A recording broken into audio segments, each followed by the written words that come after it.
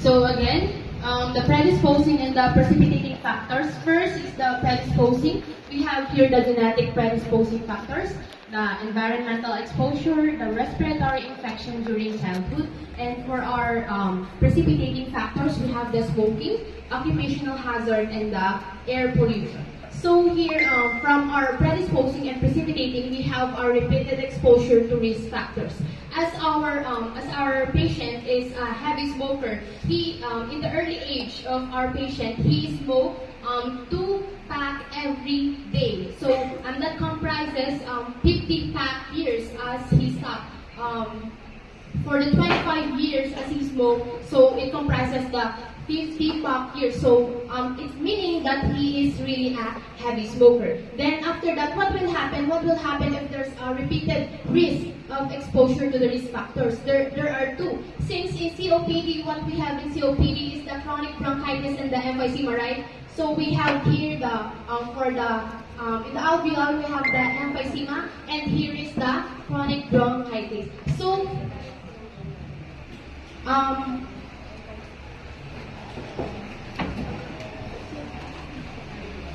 in the case of our patient, he is not diagnosed in either of the emphysema or the chronic bronchitis. He is diagnosed in COPD. So we're going to tackle what are the factors that affects both here in the emphysema and also in the chronic bronchitis. So first, let's start in the emphysema. So here, as for the repeated exposure to the risk factors, what will happen to the production of type 2 alveolar cell? It will decrease. Ano bang ginagawa? Ano bang ginagawa ng type 2 alveolar cell natin? It produces surfactant, okay? It produces surfactant. So what will happen if there's a decrease? Then, magti-decrease din ang surfactant natin. So anong mangyayari ngayon sa alveolar wall natin?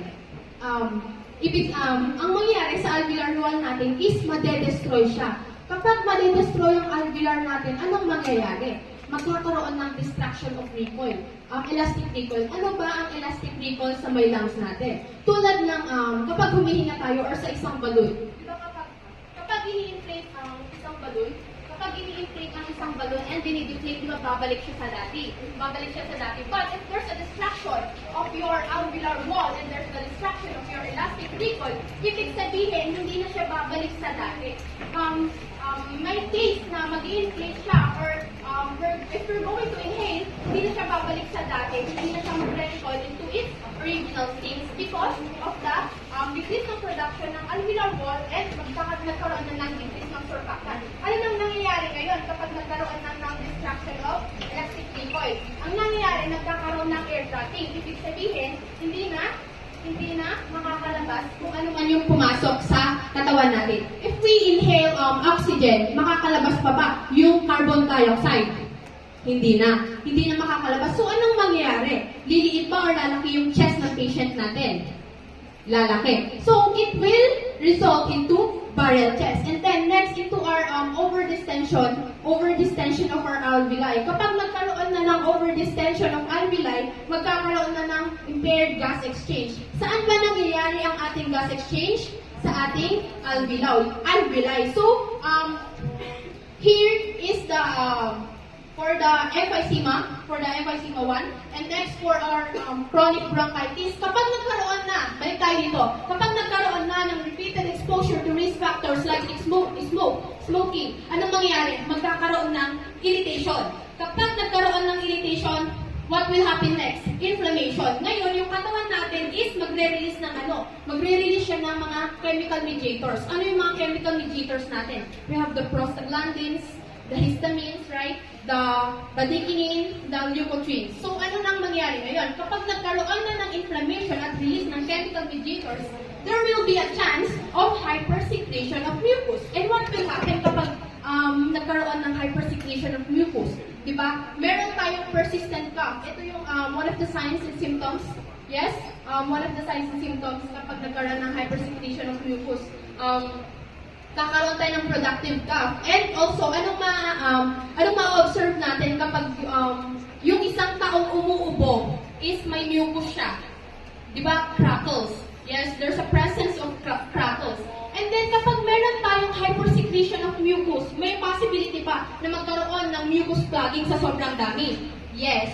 So, may possibility na magkaroon ng mucus clogging because meron ng too thick na mucus sa kanyang bronchioles. And then, bababa na ang ciliary function. Para saan ba ang cilia? Para saan ba ang cilia? Ano ba ang function ng cilia?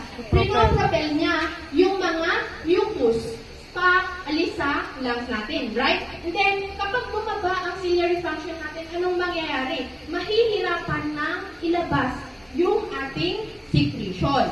Okay? And then, dito naman tayo sa ating bronchial walls. Kapag nagkaroon na ng release of chemical mediators, magiging thick na ang ating bronchial walls. Kapag nagkaroon ng thickness ang ating bronchial walls, anong mangyayari?